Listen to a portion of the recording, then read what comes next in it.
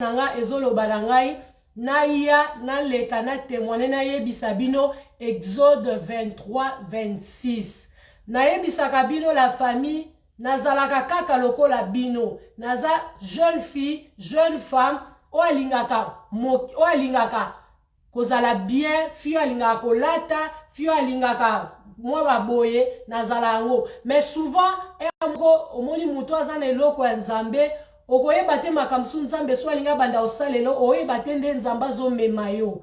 En fait, ngai tant nazoyebisa bino ba makambo mingi nazoyebisa bino ya Nzambe, je sens en moi que Seigneur azala likamoko po ai asalelaka bino. Bozalaka wana attentif pona kozwaka quelque chose de la part de Dieu. Ngana bino tozaka ka batu o tosambela bana Nzambe.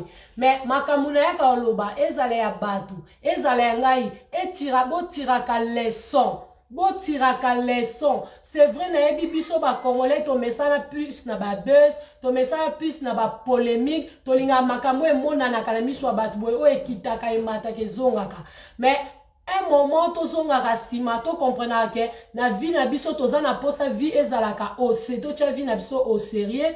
To zalaka plus batu o to zo sala makambo o ezozala eza important na miso ya batu pe na miso ya Nzambe. Parce que to tamboli mingi to sali pe bambia sango, to sali pe baloyenge yango mingi, du coup epesi biso penda ba leçon tsuki, epesi biso eloko malonga te. Donc tant ozui conscience na yo penda place moko, faut comprendre que makamisu ayaka koloba pona ye moko te. To po bomona ka ete mais po botiraka nde leçon. Donc but na nga yangwana po soki eza pona makamsu ndenga na bando yaka awa te to banda ko solo la ponga pe naza makam na nga ya kosala naza pe na ba vie obino bosala yanga na salaka. Mais soki na se décida na yaka liboso na bino poto solo laka vraiment bandeko nazolo baba papa ba mama bozwaka leçon na makambu la vôtre ayela kabino na bela ki makasi mais lelo na loba na belité lelo na loba je suis guéri au nom de Dieu. Dieu m'a fait grâce. Lena osokola na comprendre été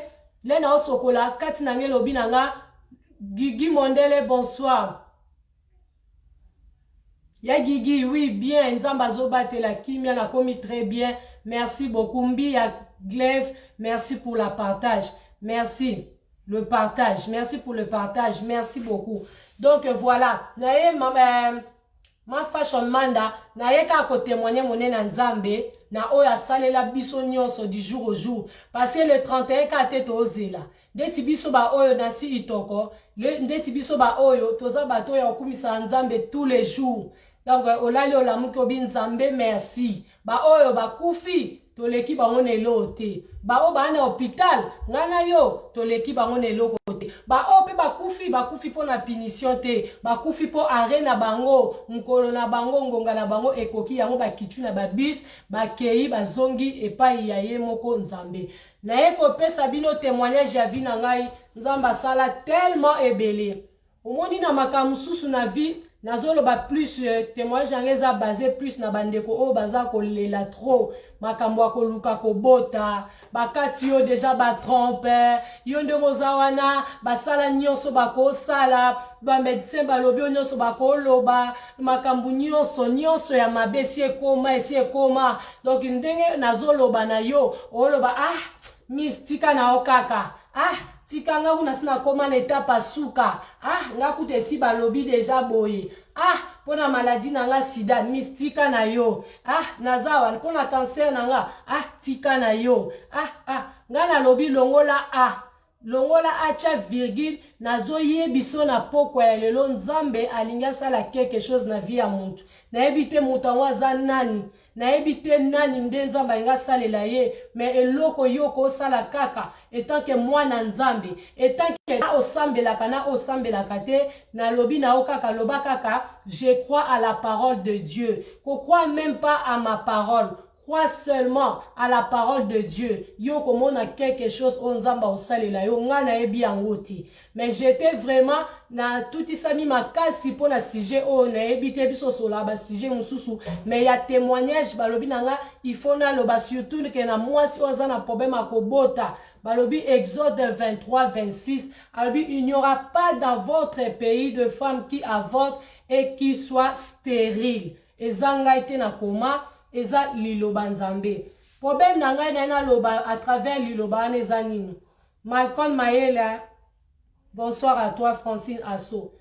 Ngai na loba, je suis femme mariée, boyebi yango, je suis la maman des enfants.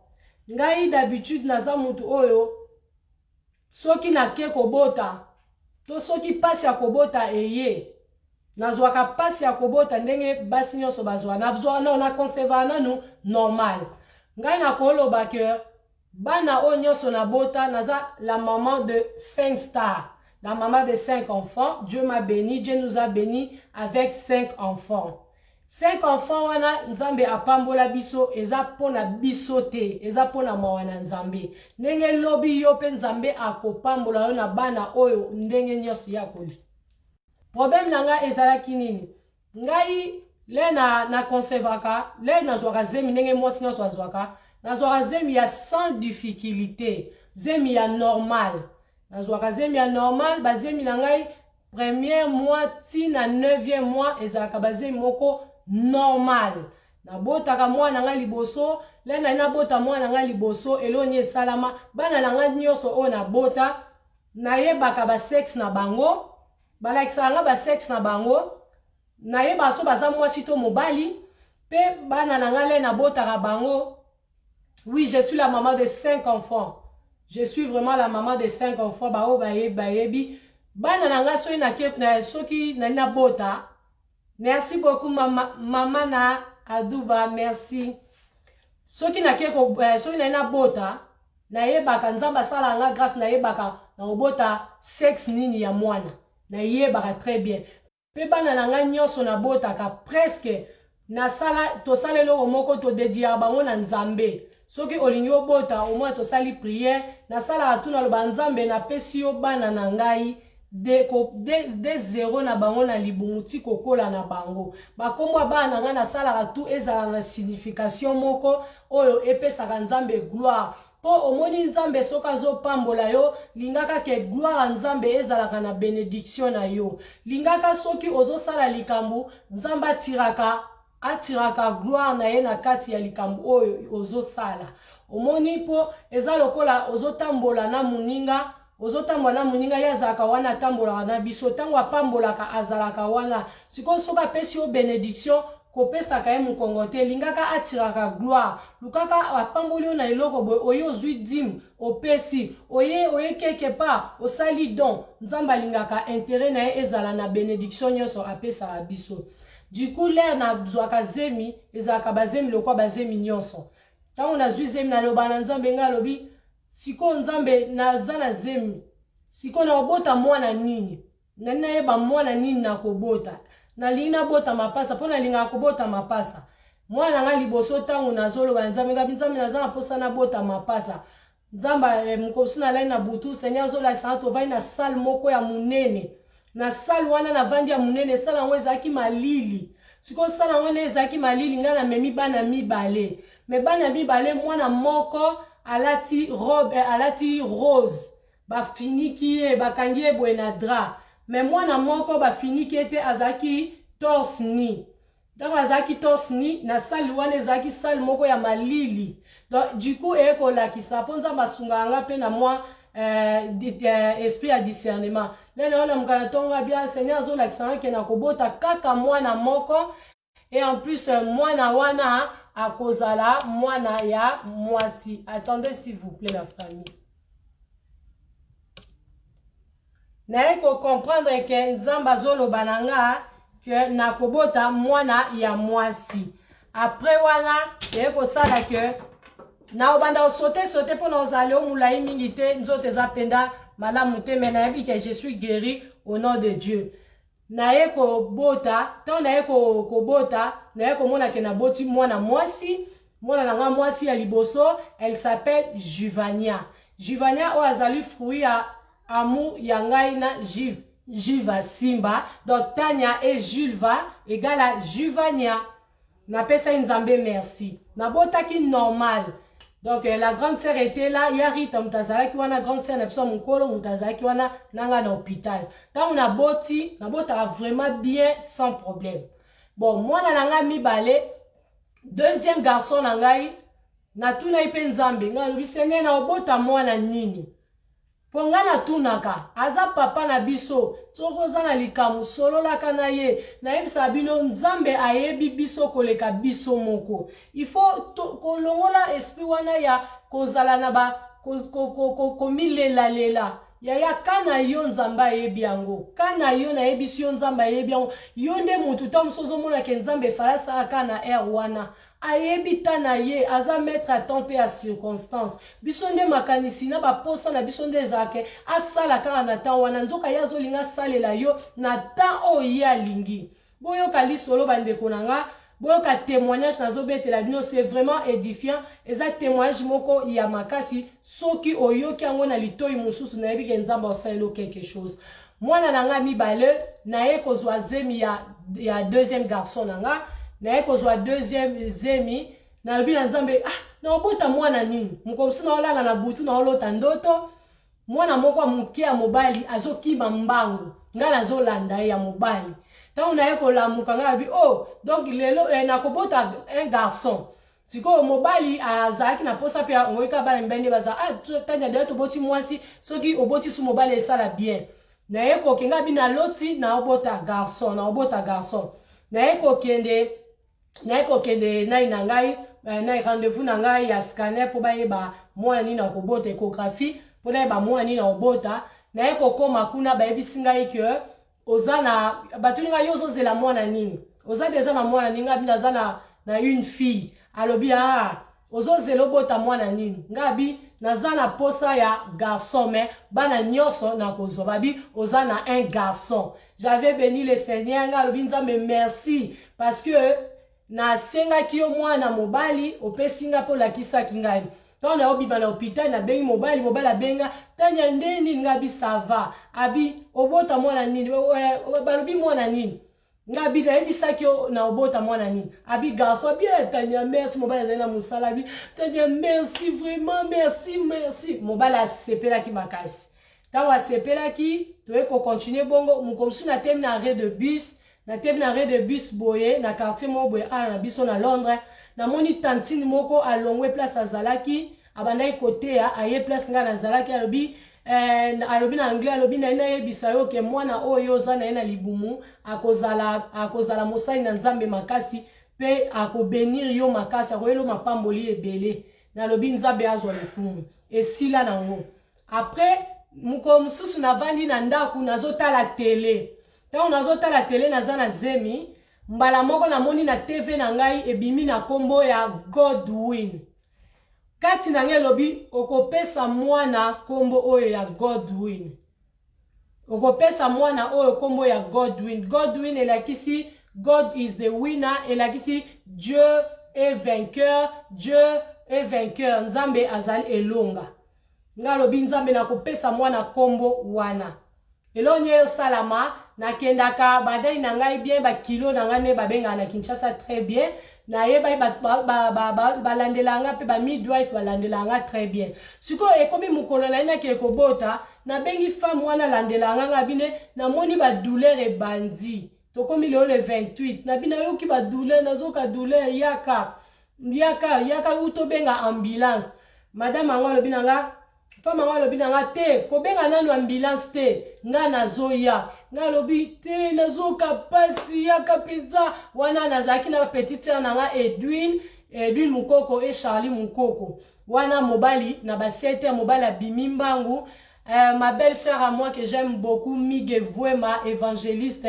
bonsoir à toi aussi mobali abimi na ba 7 po ke musala ba 7 mobali abimi abita nyanga na ke musala yozana Edwin na Charlie bako zalana yo ngabi ko se déranger te na bandika ko tanda bilamba na bisa bilamba na machine na bandiko sentir déjà ba douleur ya passe ya kobota na bota rapenda bien na bota tina ba 9 mois penza na bota rapenda bien o ezangolu après mbala mona banzoka ba douleur tana banzoka ba douleur koma ba 11h na bandi ko benga nani femme wana na ebisi ke ngai nde na zabo nazo koka isute ba Edwin ba petite sœur nanga bonsoir Blandine ba Edwin ba bi te le kanango bien en tout cas ba bazaki wana bazo pesa nga makasi papa après na mona be mwasi yango ayeko ya ta madame femme yango ayeko ya tango akoti mwasi mundele aza anglaise tango akoti na porte ndaku akoti le to fonele amoninga binanga alléluia tu vas accoucher à la maison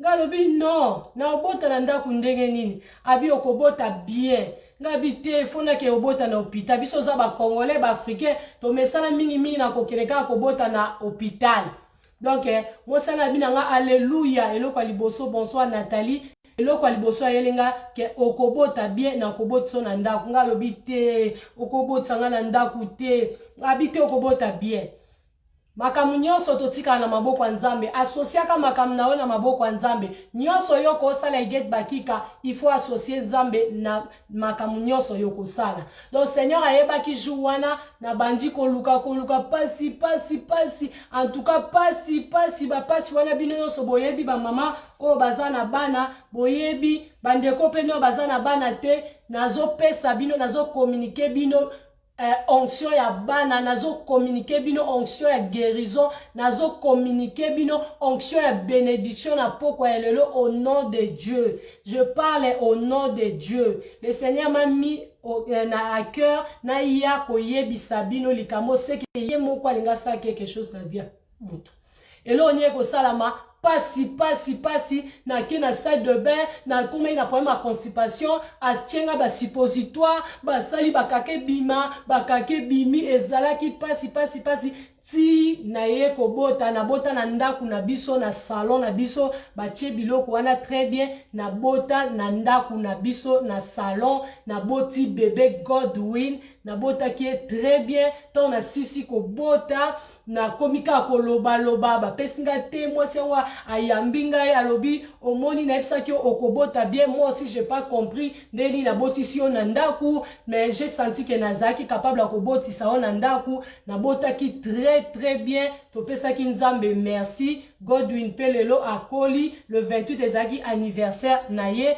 akomi dans les âge à likolo bana bazokola na ngolu ya Nzambe après wana na ye kobota troisième enfant tant on a boti troisième enfant au nom de Kenaya Georgina troisième nangaza une fille waza ndoi ya mama bokilo nangai belle-mère nangaza ki mwasi malamu mwasi boboto ba o ba yebi na njili ba yebi mama Georgine tellement elle a été tellement bien avec moi elle était une maman yazala ki donc maman moko o bokilo moko ya oya lingaka yo azalo kola fanatique na yo adopta yo mwana na ye donc o mutu akoki koloba ya koboya yango alobine kaka na lingaka kaka Tania na ye anda obe yanga mabelote donc na pesa ye ndoi ya mwana na ngai ya misatu donc nabotaki pe très bien maman azalaki wana ma famille était là nabotaki très bien donc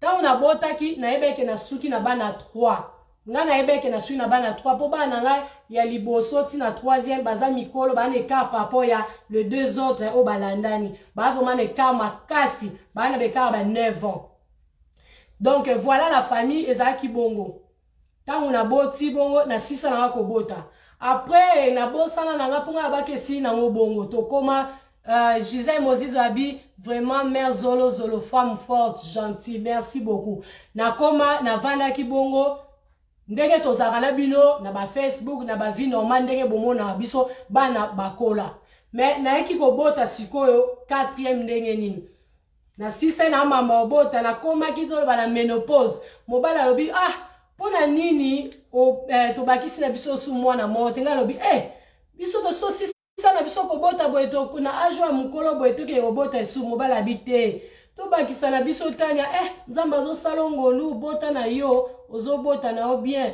eza na bato misu bazoluka bana bota yo za na libala na yo ale mama na ngabi Tania bota yo babala yo pona ni obota te nga na bota ye bino ebele bino pe bobota na bino Nzambe asala nga grâce na yeki kozwa zemi ya 4e na nga na yeki pe ko bota nabotaki mon garçon au nom de Malakai Jivency Mukoko Mavova. Malakai ezali Malachi, otolobaka Malachi na Bible Malachi, et puis Jivency komo ya ndoyi ya papa na ye, et puis Mukoko c'est le nom de mon père, azan ndoyi ya papa, azan ndoyi ya papa na ye, ndoyi ya papa na nga.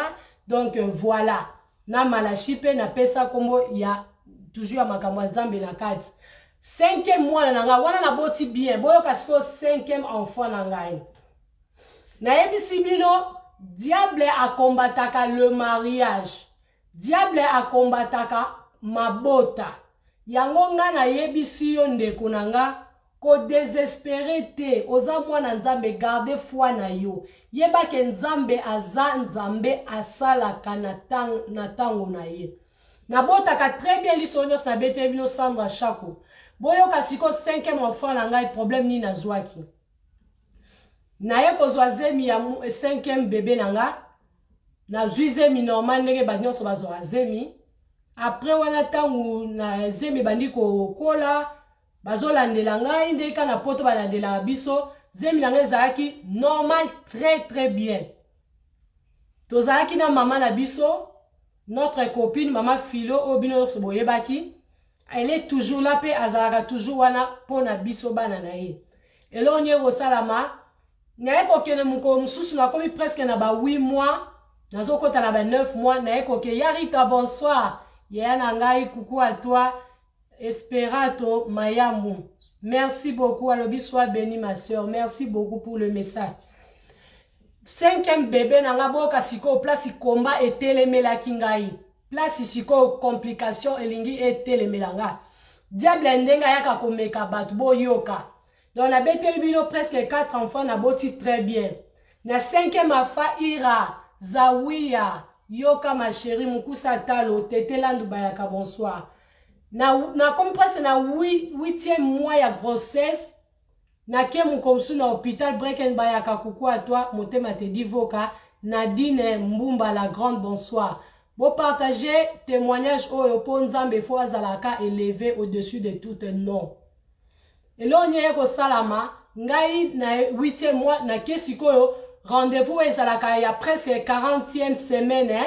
40e, il y a presque 9e mois, 9e mois, il y a grossesse. Na kebwe babi nanga o. Ndenge nini, to mona mwa complication na zemi na o. Ngabi complication, na kompone na ndeni.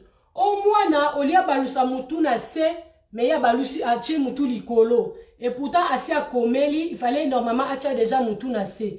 Ngabi maintenant, na ote kozala awa na rendez-vous awa, batala ki ba mona mwana bien. Ngaza na problème. Oh, si ozwa problème moko, boye, na zemi na obo, ngabi non, na botara zemi bien, botala na ngai bokomona. Alobi ote na comprendre ngote bon, zela no to benga no o azali kolo na biso ba meka otala. Ba bengi, ba kiti, ba mati. Diable azalo kuta. Ba lobi. Nathalie bo babi ote. En tout cas, il faut que les côtés mususu na département mususu bacha batala masuba basala nipo déjà so itoke na ba rendez-vous wana, il faut ba checker yo so ba ketala mwana position mwana ba benda biso makila ba checker na masuba ba mama mingi ba yebi. Donc batala ki wana so da ki bien ba tinda na place o mabe bazon sa place o mabe na e kozonga ndaku ba bengi singa suna rendez-vous mususu ta na zoki na ndaku na isi mama bi encore mama biso azaki na foi moko ya osanate mama bi Tania o nini ba je diable na sa bino diable azarize akosi kondimangote Tania kondimangote ya lokuta okobota bien eza lokuta ngai mama ngaku na ondimangote mais nazaki na moins inquiétude.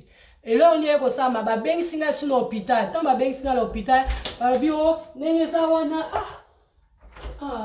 ndenge za wana mwana zo tourner akita amata asala boye nga lobi non mwana za bien babi bon sikolo ko esali boye faut yebisa biso est-ce que soki césarienne to likamboye est-ce que okondima ke basala yo césarienne to ninga bi nga botaka normal nga botaka na césarienne te nzambe olingo tikanga ngabi nzambe lingo tika ngai nakomi na complication depuis ka ngai tanya nakoma na complication akobota nzambe bana na ngai napesaka yo na pesa ko bana ngai nayeba nzambe bana ngai bazalaka témoignage bazalaka ba ona bonzeli yo bango bazala oyo sala na bango oyo lingi Seigneur bongo ekomaka susu ekomi nga ba complication boye na ekozonga na ndako babi obanda kotambola zeme ekomi na 9 mois na boti kakate donc ekomo question na une semaine première fois ça la melanga mais naza nzoto bien nazo sabino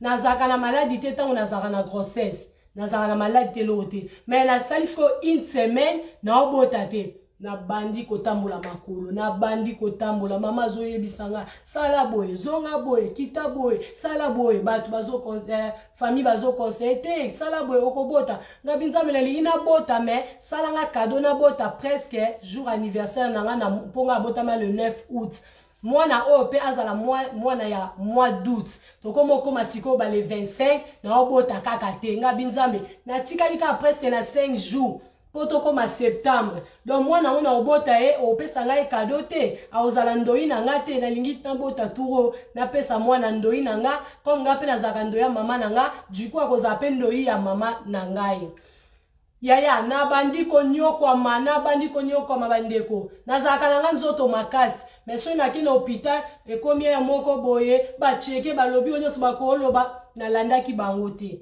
ekomi mukolo siko ezaki na femme nazaki na midwife wana o bande ko landelanga siko mwasi yango ayeko batindinga na zonga pa na yepa midwife nanga abandi ko cheke ngai na centre na bango bandi ko cheke nga ba cheke abi oui na monike mwana balusi mutu olia te amata mais olia kitsa mutu mais ya mati babandi ko sala babanda ofina bato babota boyebi babandi ko fina bazongisa mwana akitsa mutu sope na se ezo swa bazo sala sanga babilo kwa bongo après chef na bango chef ba midwife wana ya centre wana aye siko kozwa kana ngai ye moko madame wala femme wana komisiko ko ya ko benga ngala téléphone ko ya na ndako sikoyo esali que muko mususu ayebo e bavandi to vanda ba na chambre otanya nena loba to koma presque na une semaine ozobota te bon nena loba est-ce que okoki quand même na sala okola ke ba changa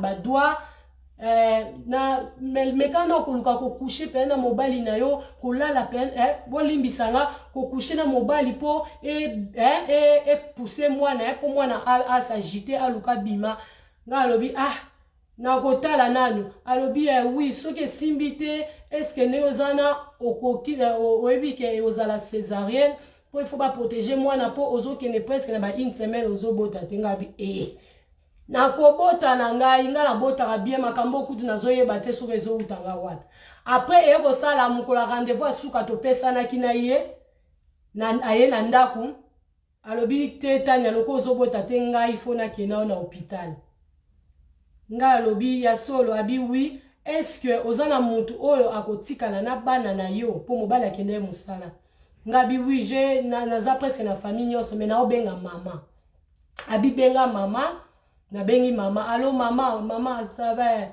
ozapi mama yobi nazala ndako ngabi mama yaka mbangu nazokende hôpital pona bota balobi ke mwana mutu ezobaluka kaka te mama bitanya ko bangelo kote ko panike te nazoya mbangu na yebisi yo nzambe azali nzamba ko sala wana ezaba grimace ya diable okobota bien na sala mwa kolela mukie me na bungisaki kondima na ngati e bandi siko boyo kasiko place problème mbandi mama aye mbangu mama saki ata ba 20 à 30 minutes papa pazaki na poto ezaki na décembre papa ndenga ya otala biso na ba fête papa ezalaki mama tiki papa aye mbangu na ndako tango ayepa na biso tango mama ya koti nebisi mama nga lobi mama tala ndenge midwife alobi abia na ibisi okolanda bango te siko to sandeni ngabite mama nga na nitoke na yo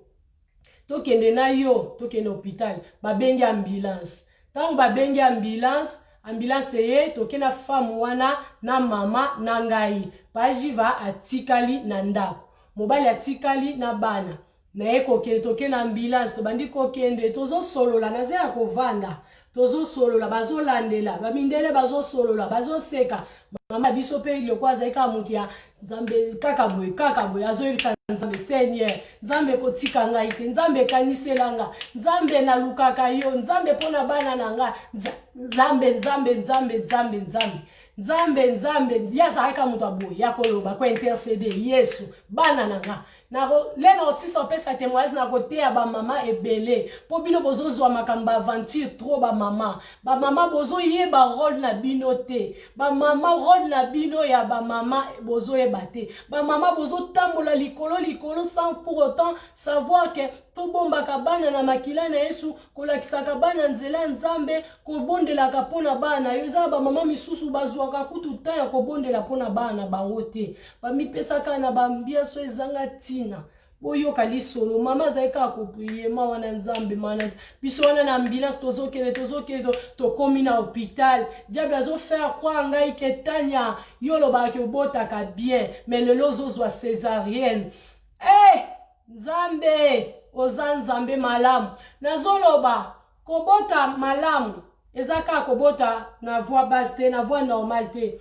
opa boti na césarienne aza femme forte oyo aboti na césarienne eza nzela nzambe atisalaki ke yo bota na césarienne essentiel osimba bana nazopesa sikoyo kaka nde témoignage na ngai nalobaki na obota na césarienne te mais tala oyo ekomeli ngai eza na bato misusu nzambe apermeta bango babota na césarienne biso nyonso tobota bana nzambe azwa lokumu bandeko na biso mpe ono baboti te bokobota après témoignage oyo bokotémoigne nzambe bolanda lisolo ntango tokomi na hôpital tokiti ntango tokiti tokomi mpe na hôpital bazwi bayelinga mpe kiti wana tobandi kokota pasi ebandi makasi pasi na ye wana bavandisi ngai bapesi biso chambre bapesi ngai chambre naza nango meme na basnap na ngai soki nayebi te na kotala bavideo ezalaki wana navanda ye na hôpital nasalaki première fois nga so na ye na hôpital na ye amba moko bota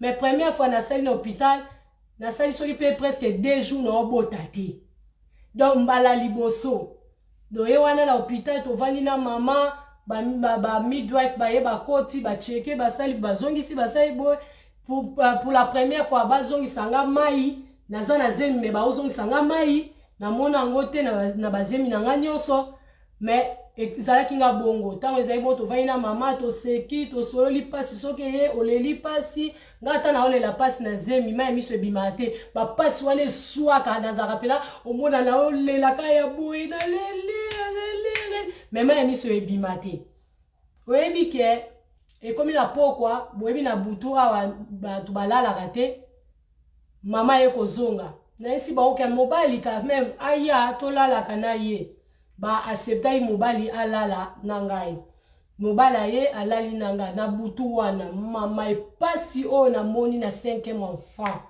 nanu namona yango te na bana nyonso 4 na boti ya douleur donc douleur wana nayebi te basi oyo babotaki deja boyebi badouleur wana mais oyo ezalaki oyo loko bazotianga pilipili bazotia mungwa nazolela te mais pasi nakokaki te ekokoma donc journée wana na boti te le tokomi lobi na butu nango sikoyo pasi wana pasi naomona na ba 2 heures na bandi kotala YouTube ndenge nini okoforce ke mwana abaluka akicha mutu mwana asala nini na bandi kosa kwa kosote na sentile na sisi kosote mobala lalaki alembaki mbala moko na yoki douleur siko ya kobota na ki kosuba ta na ki suba na ozonga bona yoki mai panzani non mai na epanzani mai epanzani na yoki mai epanzani na yebisi ba midwife wana na boya mai epanzani ngai tango mai epanzani ba ye wana bazwi ngai ba matinga likolo papa bongisa ngai na bota tokomokoma batongo 6h 7h na obota te depuis ka makambo nzambe mama ka kobenga na telefone bandeko kobenga tobondela pona tanya bobonela ngabi bandaka na wana babi tozo comprendre te mwana baye babengi docteur oyo babengi docteur babi mwana ndenge mai pasuki tamulai ekosala mwana mabe Tania Bongama okende na salle d'opération. Eh Jésus! Ne ba tampon ils ont dérangé bango coach Gisnon. Ya ça kana Londres. Ya si ça ba tu ba tampon. Ils ont tout lit. Ah tampon. On a tapé coach Gisnon aussi ça. Ils ont tout lit. Maman, bolimo lobi bolimo. Bolimo nini? Bolimo. O za su a to bungi. Na ko bima na porte. Ko bima na porte. Te na porte te ko mbangu te. Ulunga maniana. Bonjour fidèles internautes de www.elengiakomba TV. Bonjour, bonsoir, balandignon so ya Elengi Akomba. Congolaise TV. Partout dans le monde, partout où vous êtes, partout où vous êtes, Elengi Akomba TV vraiment. Bonjour, bonsoir, na abonné bafa nyonso ya Elengi Akomba Congolais TV. Bonjour à mon boss, on a appelé ça vraiment un pandi. Bonjour à mon boss, JP Kiama. Je salue mon boss Balobi, boss des boss Babi, JP Kiama. Bonjour, na Elengi Akomba Congolais TV vraiment. Maman la zana, chaîne de kitoko, ya boss na JP Kiama, ta ay boss des boss ya ni ya danger. Donc ba samta longola zaki. Ya boss na biso JP Kiama. Nzambe na ngai. Ba boss bazali ba boss bazali.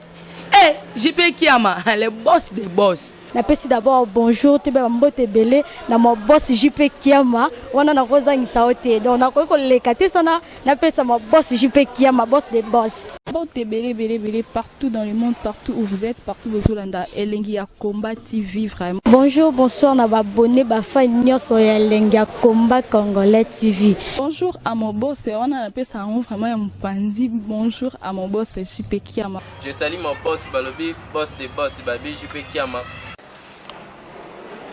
Bonjour, na Elengi Akomba Congolais TV vraiment. Maman la zana, chaîne de kitoko, ya boss na JP Kiama, ta ay boss des boss ya ni ya danger. Donc ba samta longola zaki. Ya boss na biso JP Kiama. Nzambe na ngai. Ba boss bazali ba boss bazali. JP Kiama, le boss des boss. Napesi d'abord bonjour, tu peux mbote belé na mon boss JP Kiama, wana na kozangisa ote. Donc na ko lekate sana, napesa mon boss JP Kiama, boss des boss.